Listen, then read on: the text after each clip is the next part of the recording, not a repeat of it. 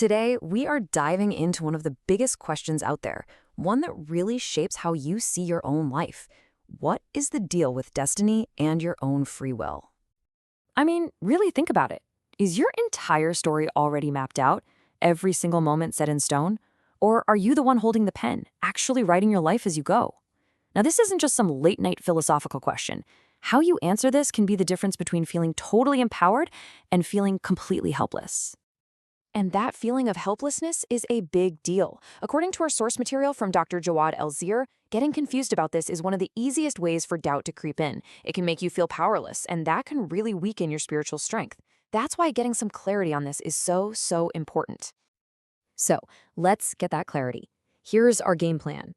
We're going to start by unpacking two really core ideas, al-qadar and al-qadar. Then we'll see how they create a stage for our choices. After that, we'll look at the inner battle they influence, connect it all to some fascinating modern science, and wrap up with the ultimate choice of faith. Okay, first things first, to even begin to understand destiny and choice, we have to get a handle on two fundamental Islamic concepts. You can think of them as the two horizons that define our entire existence, al-qada and al-qadar. So, what's the difference? This is absolutely crucial. Think of al-qada as the executed decree. It's what's already done, the reality that has happened. Al-qadar, on the other hand, is the system. It's the set of divine laws, the rules of the game, the field of possibilities. So one is the specific event, and the other is the system in which that event takes place. Let's look a little closer at al-qada. This is what we're calling the fixed horizon. These are the circumstances that are just given. They're the parts of God's decree that are already playing out, the reality you're born into without having any say in the matter. And then you have al-qadar, the open horizon. Now, this is not a script of everything you're going to do. It's more like the universe's operating system.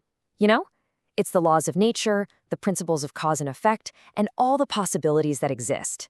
It's the huge playing field where your choices actually have meaning. All right, so you've got this fixed reality and this open system. How on earth do those two things work together in our day-to-day lives? Let's break down how this creates a real practical framework for how we live. Let's get really practical here. Al-qada is all the stuff you couldn't change. You didn't pick your parents, right? You didn't choose to be born in this century or that the law of gravity exists. These things basically set the stage for your life. And when something like a sudden illness or a loss comes along, that's al-qada too.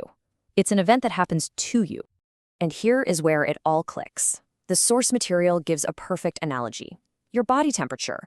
The system, that's al-qadar, is that your body is designed to stay around 37 degrees Celsius. The event, that's al-qada, is you suddenly get a fever. Now here comes your choice, your free will. Do you take medicine and rest, or do you just push through and ignore it? Your choice operates within that system, and the outcome, whether you get better or worse, is a direct result of that choice. Your destiny wasn't the illness. It was the outcome of your choices in response to the illness.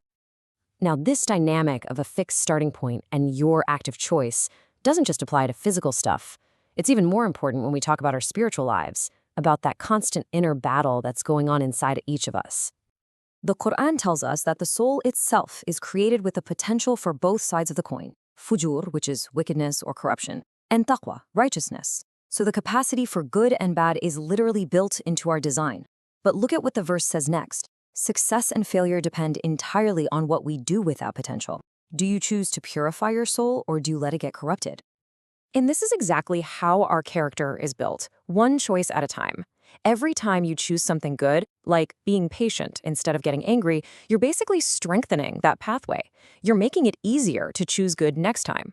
It's like building up a spiritual fortress against doubt and negativity. But the opposite is also true. Every time you choose the easy way out or do something harmful, you weaken that fortress, making it easier for those negative influences to get in. Now, here is where things get really wild. What's so amazing is how this ancient spiritual understanding lines up with some pretty cutting-edge modern science. Dr. El-Zir's work draws these incredible lines from the Quran to fields like epigenetics and even quantum physics. Check out this parallel to epigenetics. Think of Al-Qadar, the fixed decree, as your DNA. It's the genetic text you inherit and you can't change it. But Al-Qadar, the system, is like your environment and lifestyle. And your choices, what you eat, how you manage stress, your whole mindset, those act like little markers that tell your body which parts of your fixed DNA to actually read. So you're not rewriting your genetic book, but your choices decide which sentences get read out loud. To take it a step further, the source makes this really cool philosophical comparison to quantum physics. Now, in the quantum world, a particle can exist in multiple states at once. It's called superposition, right up until it's measured or observed. So if we use that as a metaphor, you could say a person exists in this state of pure potential, having the capacity to be both a believer and a disbeliever at the same time. So what's the point of that metaphor? It's this.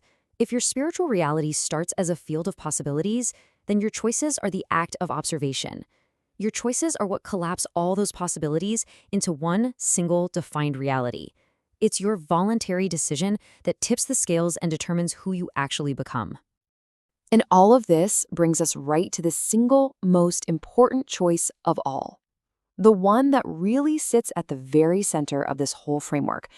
The choice to have faith. See, angels, they obey because it's their nature. They don't really have another option. But for us, humans, obedience is a conscious, voluntary choice. That's why choosing faith is considered the highest possible expression of free will. It's you actively choosing to align yourself with the divine. And when you back up that choice with your actions, you build that fortress in your soul. You protect yourself from doubt, and you walk the path to fulfilling your purpose. If you ignore that choice, well, you leave that fortress unguarded. So let's go back to our big question. Is your story written for you, or do you write it? Well, the answer seems to be both. Al-Qadar gives you the unchangeable paper and ink.